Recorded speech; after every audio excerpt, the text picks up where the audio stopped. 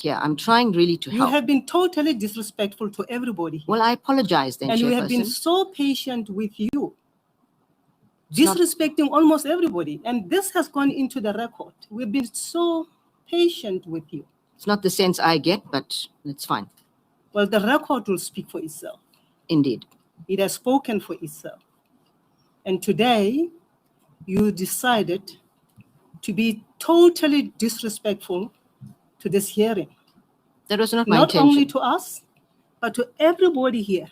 That was not my intention, Chairperson. Well, everything has always been that not being your intention. But the fact speaks for itself. You've been disrespectful.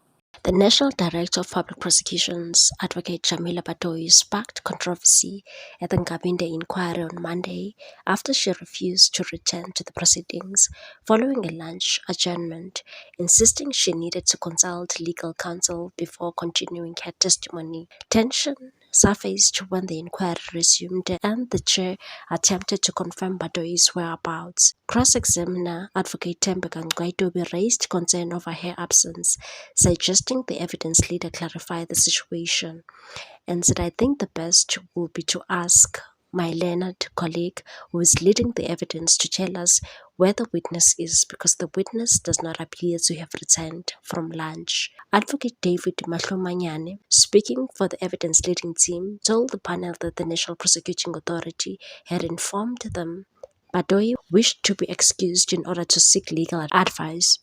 When Batoyi was called back into the chamber, she confirmed that the decision not to return had been hers alone, and said, "I decided, Chairperson, that I was not going to come back, pending getting proper legal counsel." Batoyi stressed that she had not sought the panel's permission before leaving, describing the move as a matter of personal integrity, and said, "I wasn't seeking permission because it is about me and my integrity." The panel challenged Batoyi's stance, reminding her that the Nkabinde inquiry was convened as a result of her own referral to President Cyril Ramaphosa, and that her testimony formed part of a parliamentary process, not a voluntary appearance. The chair said, because of an act of parliament, we're not just here as a kind of a court where one can say, "No, I'm not going to participate." You wrote a letter to the president, and the president constituted this inquiry. You then came here to testify. The chair cautioned that leaving the proceedings without permission could be viewed as disrespectful to Parliament. Batoyi defended her actions, insisting she was not withdrawing from the inquiry, but could not continue without legal guidance. And said, "I'm not withdrawing, I'm not prepared to continue, pending getting good legal advice," adding that she believed it was her decision alone to pursue her testimony. Justice Percy Nkabinde pointed out that Batoyi had not requested to be excused prior to the lunch adjournment and had initially indicated she would return. Batoyi conceded this, confirming that she later informed NPA representatives of her decision not to continue. Justice Nkabinde described Batoyi's conduct as disrespectful to the hearing. Batoyi said, "I apologize, that was not my intention." With Batoyi still under cross-examination, questions arose about how the inquiry could proceed. When asked when she would return, Batoyi replied and said, "When I get legal advice, I will know what to do." Justice Nkabinde further asked whether Batoyi was formally applying for a postponement. Batoyi rejected this, stating she was making no such application, and said, "No, Chairperson, I'm not making any application. I am for now stopping my testimony, pending legal advice." Meanwhile, Batoyi testified that she had not received any emails regarding alleged human rights abuses by Boyson, nor had she looked at the case docket against him. Instead, she delegated this to her deputy. The inquiry panel member Elizabeth Baloyi said, "Advocate Batoyi, you keep on saying the NDPP has a lot of responsibilities that she deals with. Just to justify my curiosity, We know from your evidence that you do not read dockets, and now this morning, we know you do not read all the email you receive. Can you just maybe enlighten us on the type of work that the NDPP does that keeps an NDPP so busy that she can't even read her emails that are sent to her inbox? She said, I'm not saying I don't read emails.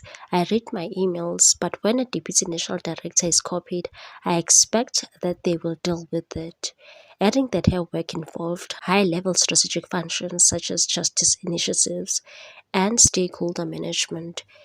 Baloyi further asked why Batohi did not mention litigation as part of her work and requested clarification on what she meant by high-level strategic planning, and said you said strategic implementation at a high level, and this is not the first time you use the term high level when you answer a question, so I'm trying to understand what you mean by dealing with issues at a high level. Batohi said it's important for a national director to focus initiatives at a strategic level generally.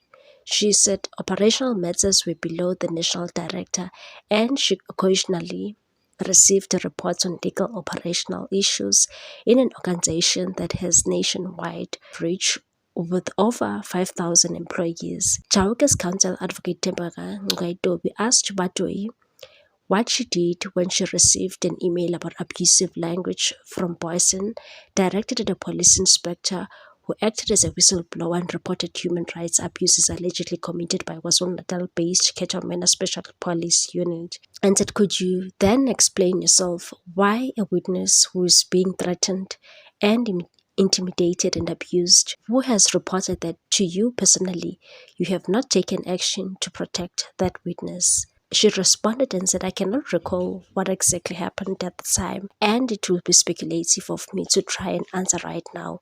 There are instances when matters are referred to me, and if the Deputy National Director is copied there, I expect that they will in fact attend to it, and I can only imagine that's what happened in this case.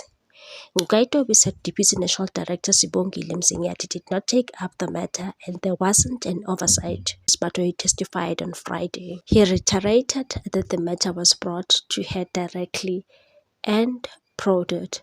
Why did you fail to protect a witness who was being threatened and intimidated by a criminally accused? She said it wasn't a failure to protect. As I said, I can't even recall seeing these messages. I can only say I would have expected Advocate Mzinyathi, given that it was sent to her as well, as Deputy NDPP to deal with it, but I did not see the contents of messages at the time. Do you really seek our permission? I do. Because I want to ask you a quick question.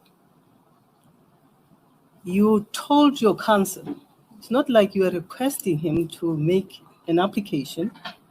You were telling him that you are not going to come back, correct? That is correct. Did counsel had a choice to say to you, not this way?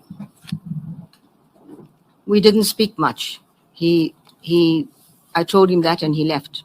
Because you were telling him you're not seeking his counsel as your counsel. I couldn't seek his counsel because I'm not allowed to speak to him.